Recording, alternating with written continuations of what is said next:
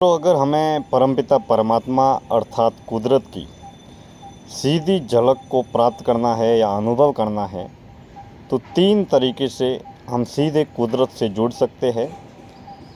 पहला है प्रकृति, दूसरा है अबोल प्राणी और तीसरा है मासूम बच्चे। ये तीनों अहंकार से मुक्त रहते हैं और जीते हैं। तमाम तरीके के बने बनाए भ्रम भ्रांति अहंकार से मुक्त इनका जीवन होता है और अहंकार से मुक्त यह रहते हैं।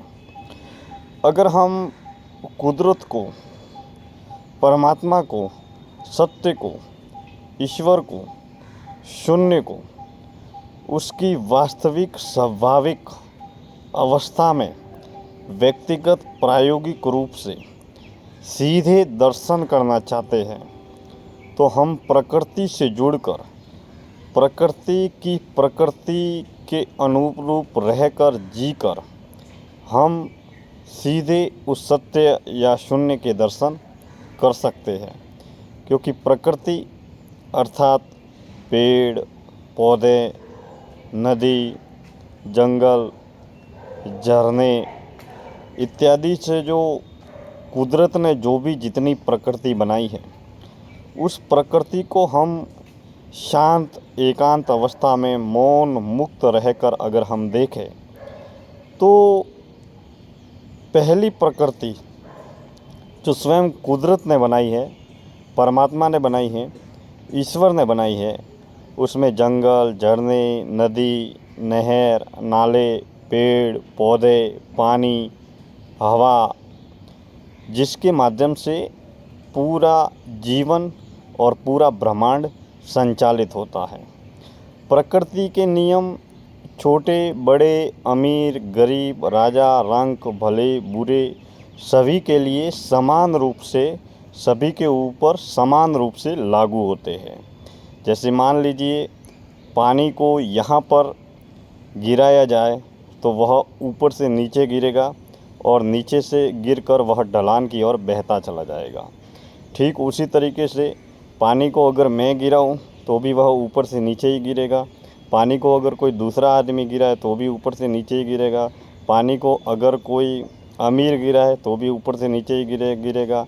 पानी को अगर कोई गरीब गिराए तो भी ऊपर से नीचे ही गिरेगा। पानी को अगर कोई भला आदमी गिराए तो भी ऊपर से नीचे ही गिरेगा। पानी को अगर कोई बुरा आदमी गिराए तो भी ऊपर से नीचे ही गिरेगा।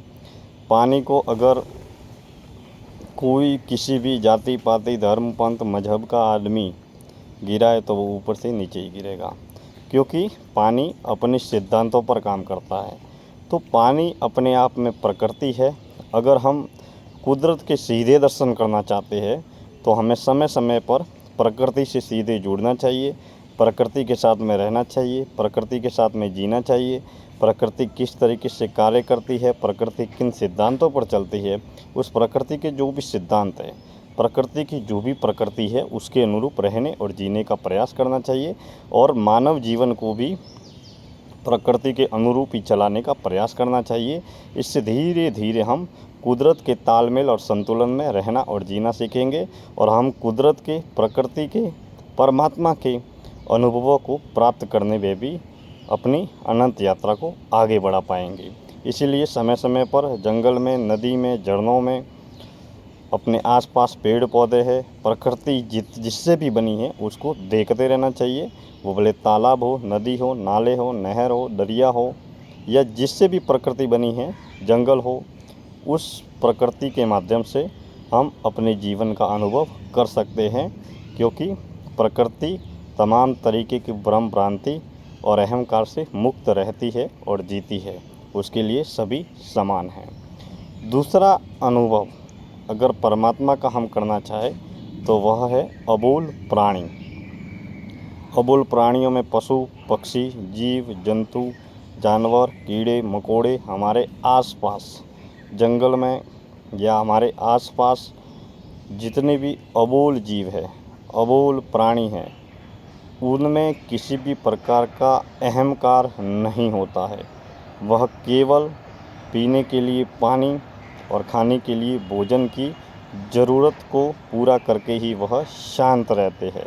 उसमें किसी भी प्रकार का अहंकार नहीं होता है।